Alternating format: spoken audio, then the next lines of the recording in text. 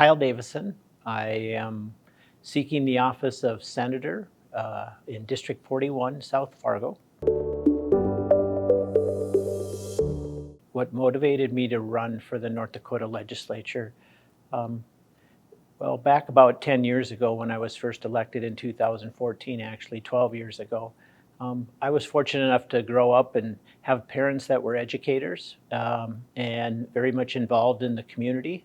My father worked in the university system and my mother was an elementary teacher, and both were very active in regards to community. My father served on the Heartview board, an addiction. Heartview does addiction counseling and residential treatment, and it was with that, with my parents and the background there and the modeling I had as I was growing up. That's what motivated me to serve here in the North Dakota legislature, was to serve the community, help those most in need, and create outcomes that make for a better, make Fargo a better place to live.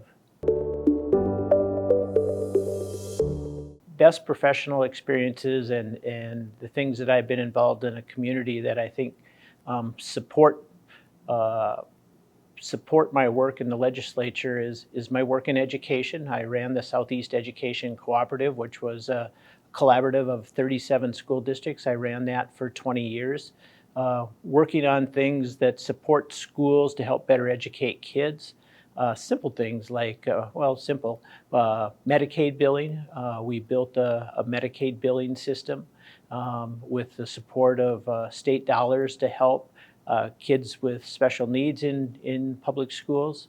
I think my experience on local boards, I currently serve on the Cass County Human Service Zone Advisory Council.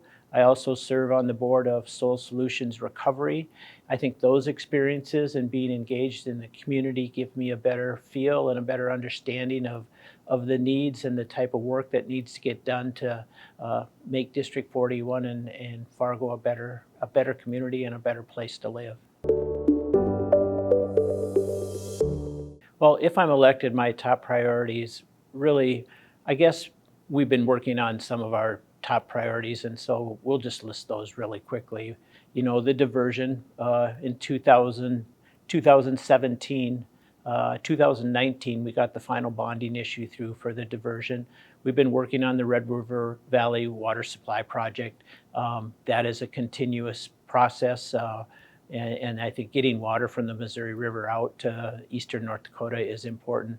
And thirdly, I think natural gas pipeline that we've been working on, that investment in infrastructure. So those are three broader areas. But I think the number one priority for me going back to the legislature is to build on community supports, not only for mental health, but addiction.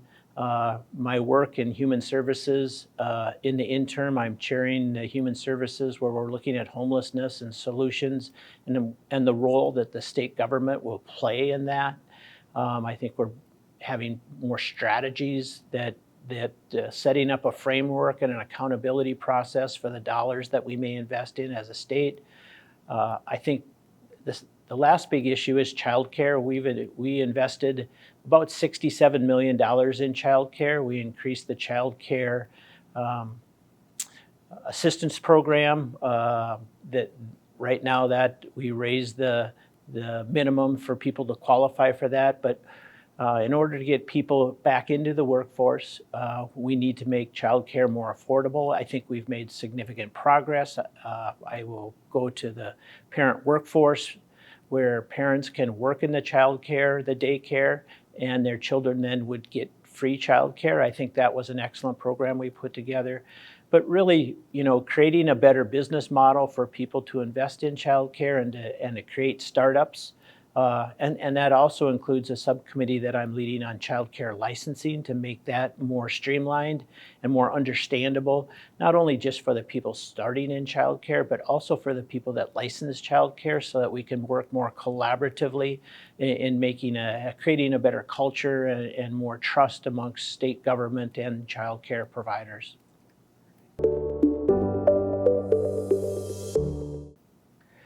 Well, being a fiscal conservative, I always think that, as Governor Armstrong has pointed out, and that I have pointed out in the last two sessions, is that we long term are spending more than we're going to have with the reduction in the oil revenues we're going to receive. We need to scale back a little bit and prioritize more in the next 2 to 3 sessions in regards to our spending. And again, I would say we need to look at our hiring and do we have the right amount of state employees, or are we or do we need to move some around and better strategically put people where our priorities are at.